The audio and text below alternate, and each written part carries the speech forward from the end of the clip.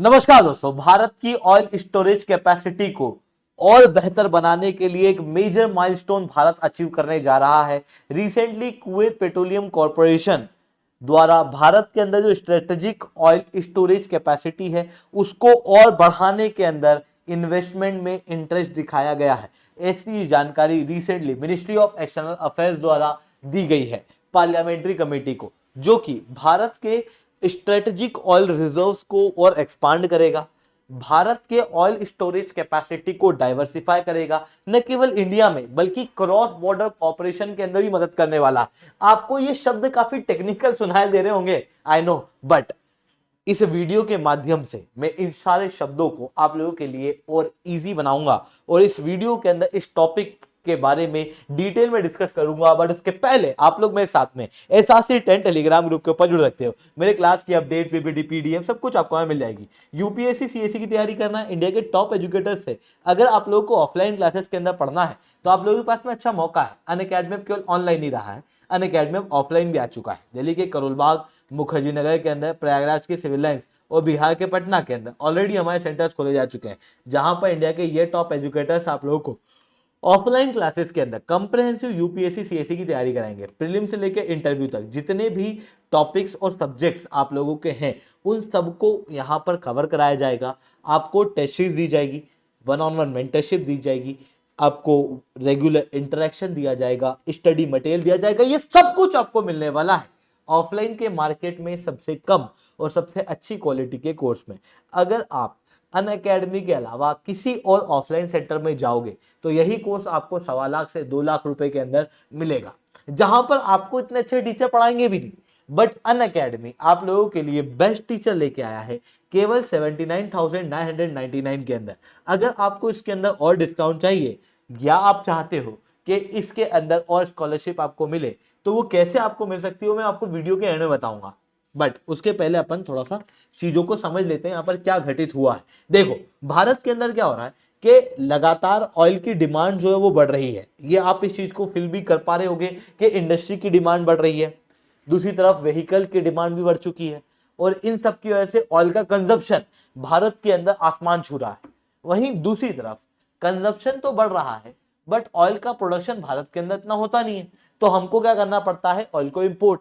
भारत भारी मात्रा में ऑयल इंपोर्ट कर रहा है, लगभग 85% ऑफ टोटल रिक्वायरमेंट जो भारत की ऑयल की है वो हम इंपोर्ट करते हैं और आने वाले समय में ये इंपोर्ट और बढ़ने वाला।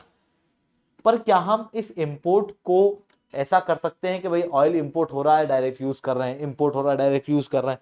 अगर हम ऐसा करेंगे तो इस चीज को महसूस करो कि कभी ऐसा हो गया कि ग्लोबल लेवल पे कुछ भी इनसिक्योरिटी क्रिएट हो गई जिसकी वजह से ऑयल सप्लाई भारत में हुआ ही नहीं, तो हमारी इकोनॉमी तो बंद हो जाएगी। ऐसी कंडीशन में हम लोगों को भारत के अंदर ही थोड़ा ऑयल इस तरीके की इमरजेंसी सिचुएशन के अंदर स्टोर करना जरूरी है और उसी के लिए हम लोगों ने स्ट्रेटेजिक पेट्रोलियम रिजर्व बनाए हुए हैं। ये जो स्ट्रेटेजिक पेट्रोलियम रिजर्व भारत के अंदर बने हैं, इनकी खास बात यह है कि ये अंदर गुफाओं के अंदर है। मतलब भारत ने क्या किया है कि कुछ गुफाएं खोदी हैं और उन गुफाओं के अंदर इंपोर्टेड तेल को डाला हुआ है और जब भी जरूरत पड़ेगी हम उनमें से इन तेल को निकाल लेंगे।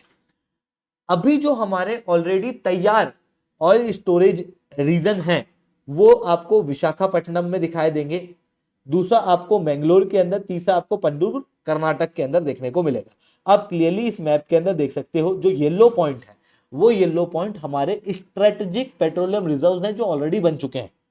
अब इसी स्ट्रेटेजिक पेट्रोलियम रिजर्व को डेवलप करने का फेज 2 चालू हो चुका है, जहां पर चंदीखोल के अंदर हम 4 मिलियन मेट्रिक टन तक का स्टोरेज कैपेसिटी को बनाएंगे और पंदूर जो आपको यहां पर दिखाई दे रहा है जहां पर 2.5 मिलियन मेट्रिक टन तक की स्टोरेज कैपेसिटी ऑलरेडी है, इसके अंदर 2.5 मिलियन मेट्रिक टन तक की स्टोरेज कैपेसिटी को और बढ़ाएंगे।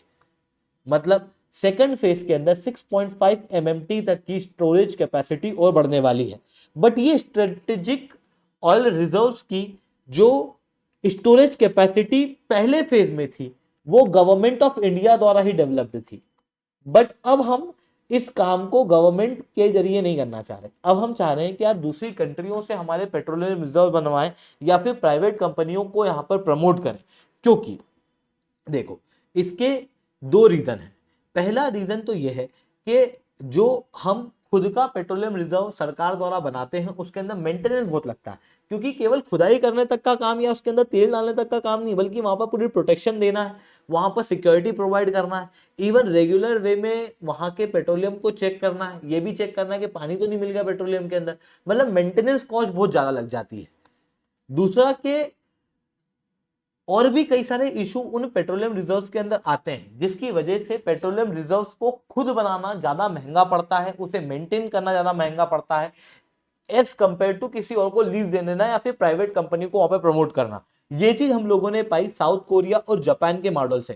साउथ कोरिया और जापान के अंदर प्राइवेट कंपनियों के द्वारा इस तरीके के स्ट्रेटेजिक पेट्रोलियम रिजर्व जो हैं वो बनाए जाते हैं, और क्योंकि मल्टीपल ऑप्शंस होते हैं इसकी वजह से ज्यादा स्टोरेज कैपेसिटी बन पाती है। इसी वजह से भारत सरकार द्वारा भी ये सोचा गया है कि 2029 से 30 के बीच में इसी तरीके से प्राइवेट कंपनियों को भी भारत के अंदर इन स्ट्रेटेजिक पेट्रोलियम रिजर्व्स को डेवलप करने में या फिर उनको मेंटेन करने में प्रमोट किया जाएगा। बट तब तक क्या करें, सेकंड फेज तो चलाना है। तो सेकंड फेज के लिए हम लोगों ने क्या किया है, बायलेटरल रिलेशन को डेवलप करना शुरू किया है, और जो मिडिल ईस्ट की कंट्रीज हैं खास रूप से उनके साथ में मिलके हम हमारे स्ट्रेटेजिक पेट्रोलियम रिजर्व्स को एक्सपांड कर रहे हैं, ताकि हम उनके पेट्रोल को भी स्टोर कर पाएं और अपने पेट्रोल को भी स्टोर कर पाएं, ताकि पेट्रोल की अवेलेबिलिटी भारत के अंदर हो पाए। और इसीलिए भारत ने Abu Dhabi national oil company को ऑलरेडी इसी तरीके का पंदूर के अंदर स्टोरेज कैपेसिटी दिया हुआ है।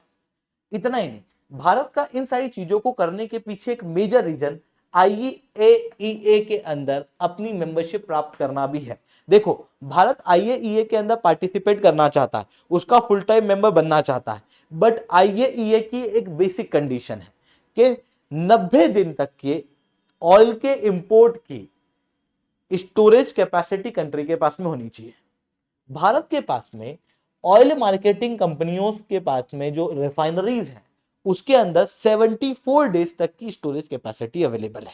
हमारे जो स्ट्रेटेजिक पेट्रोलियम रिजर्व्स हैं उसके अंदर 9.5 डेज की पेट्रोल के स्टोरेज की कैपेसिटी अवेलेबल है। अब हम लोगों को 7-8 दिन की और स्टोरेज कैपेसिटी चाहिए, और उसके लिए हम लोगों को हमारे स्टोरेज कैपेसिटी को एक्सपांड करना पड़ेगा, और उसी लिए भी हम मिडिल ईस्ट की कंट्रियों को यहां पर प्रमोट कर रहे हैं, ताकि उनका ऑयल भारत के अंदर स्टोर हो और भारत के अंदर ही ऑयल की अवेलेबिलिटी रहे, ताकि इमरजेंसी वाली सिचुएशन में अगर हमको यूएई से तेल लेना पड़ा तो उनके अगर इमरजेंसी की सिचुएशन है वो हमको सप्लाई नहीं कर पा रहे हैं जहाज के जरिए, तो हम उसके स्टोरेज फैसिलिटी से वो तेल निकाल के प्रयोग कर सकते हैं उनसे परमिशन लेके। तो हमारी जो इमरजेंसी के समय की दुविधा है वो काफी हद तक रिजॉल्व हो पाएगी। इतना ही नहीं, भारत ये भी नहीं कर रहा कि जितने भी ऑयल स्टोरेज हैं वो सारे भारत के अंदर बना दिए। अगर हमने ऐसा कर दिया कि भाई सारे स्टोरेज जो है वो इंडिया के अंदर बना दिए और इंडिया के अंदर ही एक मेजर अटैक हो गया, क्योंकि अभी अगर आप देखोगे तो मेजर रूप से ये जो स्टोरेज कैपेसिटी हो भारत की साउथ इंडिया में है। अगर मान लो यहीं पे चाइना किसी दिन अटैक कर देता है तो फिर हमारे पेट्रोलियम रिजर्व तो नष्ट हो जाएंगे। ऐसी कंडीशन में ऐसा भी होना चाहिए कि भारत के जो स्टोरेज फैसिलिटीज हैं वो इंडिया के बाहर भी अवेलेबल हो। इसी कारण से भारत ने जापान, साउथ कोरिया और सिंगापुर के अंदर इसी तरीके की ऑयल स्टोरेज फैसिलिटी ढूंढने का प्रयास किया है। इतना ही नहीं, यूएस के साथ में हम लोगों ने ऑलरेडी एग्रीमेंट कर लिया है, जहां पर भारत अपने ऑयल को यूनाइटेड स्टेट्स ऑफ अमेरिका के अंदर भी स्टोर कर रहा है। इवन यूएई के अंदर भी भारत के द्वारा अपने ऑयल को स्टोर किया जा रहा है। और श्रीलंका के अंदर जो त्रिंकोमली है, यहां पर देखना आप, यहां पर भी इंडिया के द्वारा एक बड़ा ऑयल टैंक, क्योंकि इसको चाइना बेबी कहा जाता है, श्रीलंका के अंदर 1987 के अकॉर्ड के तहत 99 स्टोरेज टैंक यहां पर अवेलेबल हैं, और भारत अब यहां पर भी अपने ऑयल को स्टोर करेगा, जिसके बाद ये क्लियरली दिखाई दे रहा है कि भारत अपनी एनर्जी सिक्योरिटी के लिए काफ़ी सिंसियर है। और उसी लिए हम इंडिया के अंदर स्टोरेज कैपेसिटी को एक्सपांड कर रहे हैं और उनको दूसरी कंट्रियों को लीज पे दे रहे हैं, खास रूप से उन कंट्रियों को जहां से हम ऑयल लेते हैं, ताकि इन केस इमरजेंसी की सिचुएशन हो और वो हमको ऑयल ना भेज पाए तो हम उनकी स्टोरेज फैसिलिटी से ऑयल ले लें। वहीं दूसरी तरफ हम लोग ऐसा भी नहीं कर रहे कि बस इंडिया के अंदर ही हमारा सारा ऑयल स्टोरेज है। इमरजेंसी की सिचुएशन में अगर इंडिया के ऊपर ही कोई अटैक हो जाता है तो हमारे पास में और दूसरी जगह भी ऑयल होने चाहिए। उसके लिए हम लोगों ने स्टोरेज फैसिलिटीज दूसरी कंट्रियों के अंदर भी एक्सप्लोर की हुई है। आई होप ये सारी बातें आपको समझ में आई होंगी। लेक्चर अच्छा लगा हो तो लाइक करना, लेक्चर बहुत अच्छा लगा हो नीचे कमेंट करना। यूपीएससी सीएससी की तैयारी करना, इंडिया के टॉप एजुकेटर से पढ़ना है तो आप अनअकैडमी के ऊपर जुड़ सकते हो। और अगर आपको स्कॉलरशिप चाहिए तो आप अनअकैडमी का स्कॉलरशिप टेस्ट दे सकते हो, जो कि 10 दिसंबर को सुबह 10 बजे होने वाला है। और 1 करोड़ रुपए तक के गिफ्ट प्राइजेस और स्कॉलरशिप आपको यहाँ पर मिलेगी। आई होप ये सारी बातें आपको समझ में आई होंगी। That's all from my side. जय हिंद, जय भारत।